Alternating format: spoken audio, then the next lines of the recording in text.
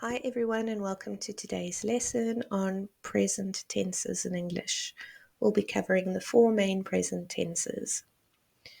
We have the present simple, present continuous, present perfect, and finally the present perfect continuous.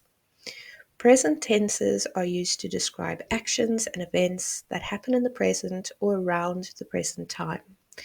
Understanding how to use them will help you communicate more effectively. So let's go through each tense one by one. First up is the present simple tense. We use this tense to talk about habits, general truths, repeated actions, and scheduled events. It's often used with words like always, usually, sometimes, and never. The structure is straightforward. So for positive sentences, we use the subject and the base form of the verb. For he, she, or it, we add s or es to the verb. So for example, I walk to school or she walks to school.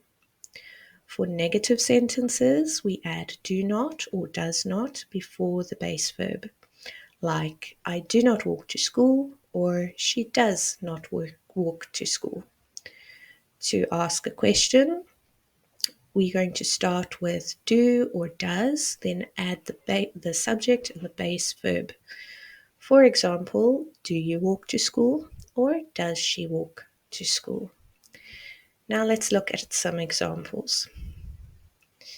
The sun rises in the east. So this is a general truth. Also, to help you along, I have put the sentence structure at the bottom of the page there in blue, which you can refer to. Our next sentence, I read the newspaper every morning. This is a habit. The bus leaves at 8 a.m. So this is an example of a scheduled event. For negative sentences, we could say, he doesn't like coffee. And for questions, we could say, do you play the piano? The present simple tense is great for talking about things that happen regularly or that are always true.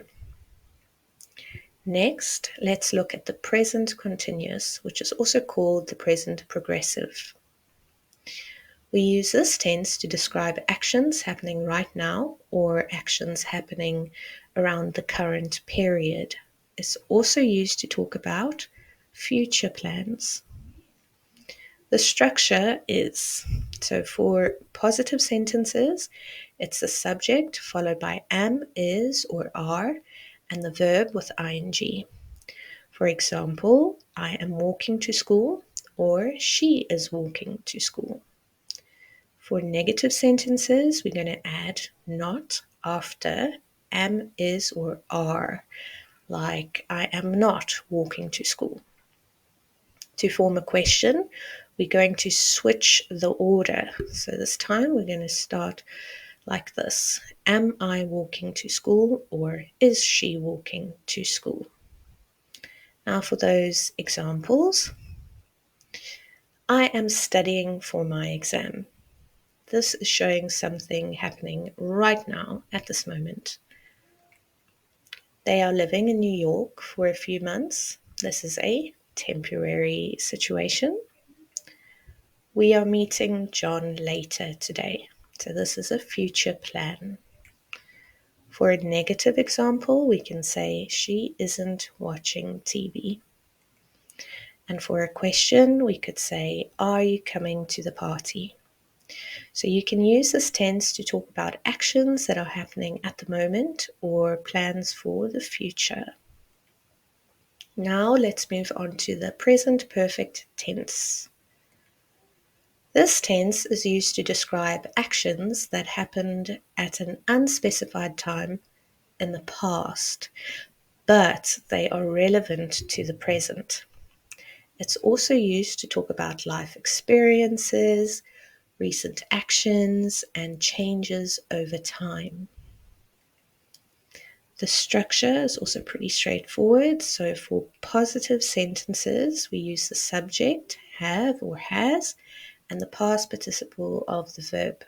So for example, we can say, I have walked to school, or she has walked to school. For negative sentences, we add not, as in, I have not walked to school. To ask a question, we start with have or has, then the subject and the past participle. For example, have you walked to school, or has he walked to school? Okay, now we are going to have a look at some example sentences. First one up is I have visited Paris twice. So this is a life experience, and we don't need to specify exactly when it happened. Next is she has just finished her homework.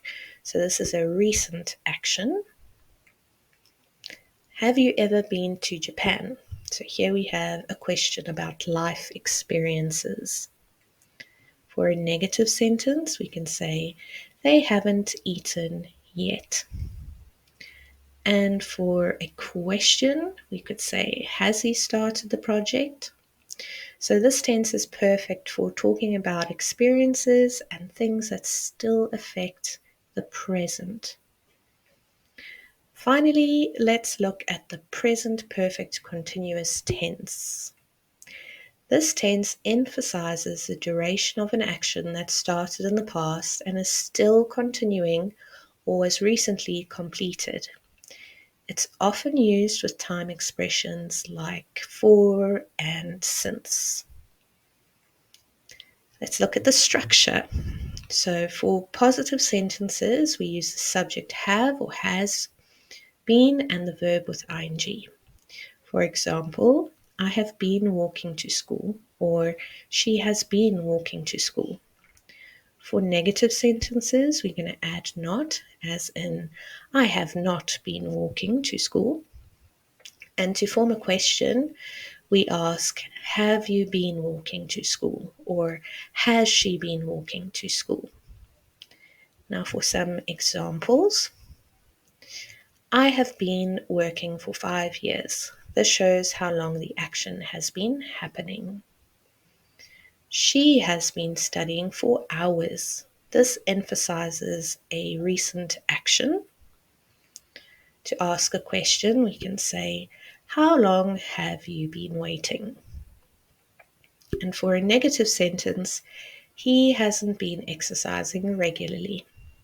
So we use this tense when we want to focus on how long an action has been happening.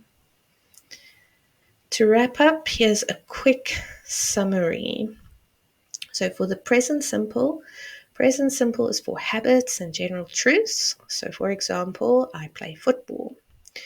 For the present continuous, this is for actions happening now or future plans, like I am playing football. For the present perfect, it talks about past actions that affect the present, like I have played football. Then we have the present perfect continuous, which focuses on the duration of an ongoing action, like I have been playing football for 2 hours. If you found this video helpful, please like and subscribe. I'll see you in the next one.